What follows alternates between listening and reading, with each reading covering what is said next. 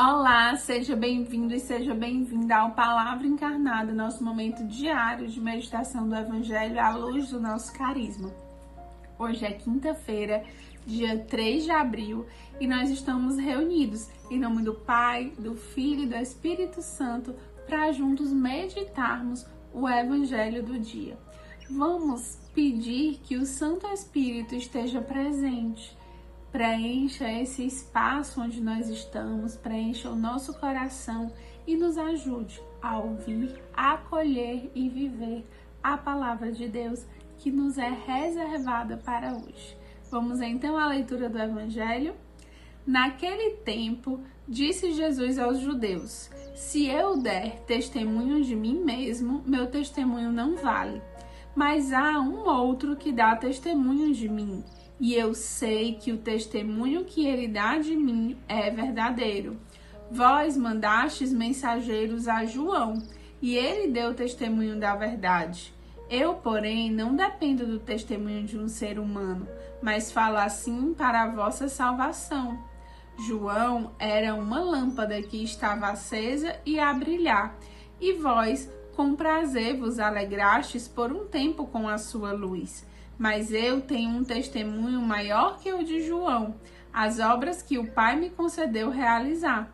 As obras que eu faço dão testemunho de mim, mostrando que o Pai me enviou. E também o Pai que me enviou dá testemunho a meu favor. Vós nunca ouvistes sua voz, nem vistes sua face, e sua palavra não encontrou morada em vós, pois não acreditais naquele que ele enviou. Vós examineis as Escrituras, pensando que nelas possuís a vida eterna. No entanto, as Escrituras dão testemunho de mim, mas não quereis vir a mim para ter a vida eterna. Eu não recebo a glória que vem dos homens, mas eu sei que não tendes em vós o amor de Deus. Eu vim em nome do meu Pai, e vós não me recebeis. Mas se um outro viesse em seu próprio nome, e a este vós o receberíeis. Como podereis acreditar, vós que recebeis a glória um dos outros e não buscais a glória que vem do único Deus? Não penseis que eu vos acusarei diante do Pai. Há alguém que vos acusa, Moisés, no qual colocais a vossa esperança. Se acreditasseis em Moisés, também acreditaríeis em mim, pois foi a respeito de mim que ele escreveu. Mas se não acreditais nos seus escritos, como acreditareis então nas minhas palavras? Palavra da salvação, glória a vós, Senhor. O trecho de hoje do Evangelho é um trecho que a gente precisa entender o contexto. Jesus tinha curado o paralítico, a gente meditou com isso na terça-feira. Jesus curou o paralítico e aí ele começa a ser criticado porque cura em dia de sábado, porque não guarda o sábado. E aí, quando ele vai falar, né, ele diz: meu pai trabalha o tempo todo, eu também trabalho o tempo todo, ou seja, ele se iguala a Deus. E essas coisas, né, as obras de Jesus, o jeito que Jesus falava, se colocando como filho de Deus Pai, né, igual a Deus, desperta, né, nos fariseus, nos mestres da lei, muitas críticas, como que dizendo que Jesus não vinha de Deus, né, não fazia o bem, enfim, colocando as pessoas contra Jesus.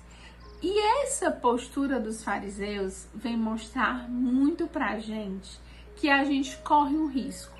A gente corre um risco de estar diante de Deus, de estar olhando para Jesus. A gente corre o risco de saber muitas coisas, de estudar muitas coisas, de ouvir muitas pregações e não enxergarmos Jesus. Esse é um grande risco. Os fariseus, os mestres da lei, eles sabiam a Bíblia, né? As escrituras da época decorado.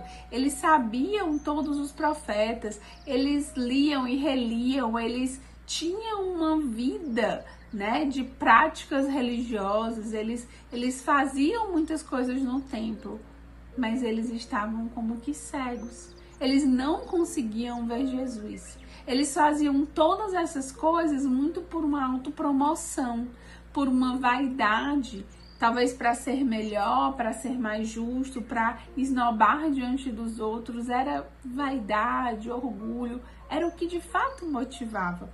E aí os olhos deles ficavam vendados, eles não conseguiam ver Jesus. Jesus estava na frente deles, conversando com ele, fazendo sinais, pregando, ensinando, mostrando, não tinham o que duvidar, mas eles conseguiam, mesmo diante do óbvio, eles conseguiam não enxergar. E esse é um perigo que nós temos, de achar que nós sabemos de muitas coisas, de nos motivarmos. De repente você está aí na casa de acolhimento, sendo missionário, talvez você está servindo, né, se preparando para servir nesse encontro despertar, mas você ainda está aqui por um motivo errado. Você ainda está por você. Talvez você ainda tá por quem te convidou, pelos seus amigos. Talvez você ainda tá porque tá numa boa, é feliz, eu quero me promover, eu sou coordenador, eu sou líder. Tudo isso cai por terra. É preciso que nós abramos os nossos olhos, abramos os nossos ouvidos, para que a gente não só esteja com Jesus, para que não só a gente esteja na igreja, para que não só a gente esteja ali no momento de oração, mas para que a gente encontre Jesus, para que a gente seja igreja, para que a gente tenha uma verdadeira vida de oração, não de práticas espirituais, mas uma verdadeira vida de oração. É preciso que nós cuidemos da nossa percepção das coisas, da experiência que nós fazemos, para que a gente não seja farisaico, para que a gente não seja como esse mestre da lei. E aí talvez você tá pensando, né? Como é que eu vou saber? No nosso carisma, estar na presença de Jesus abandonado nos ajuda nisso.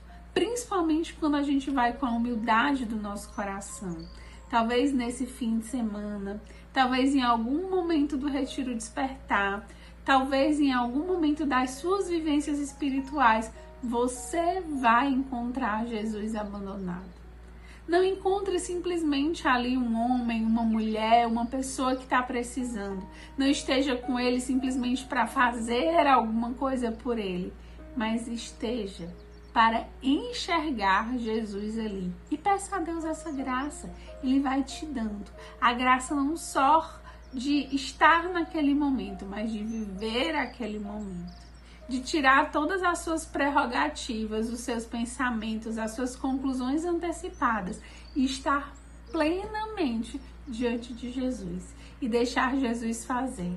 Na sua vida de oração é a mesma coisa, que não seja simplesmente palavras repetidas, que não sejam simplesmente músicas cantadas, mas que seja um coração, às vezes silencioso, mas verdadeiramente colocado diante de Deus.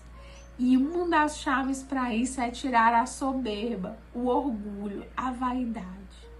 Coloque-se como o pobre dos pobres, aquele que não tem nada, que se deixa ser amado por Deus, que deixa, sim, eu deixo Deus me amar.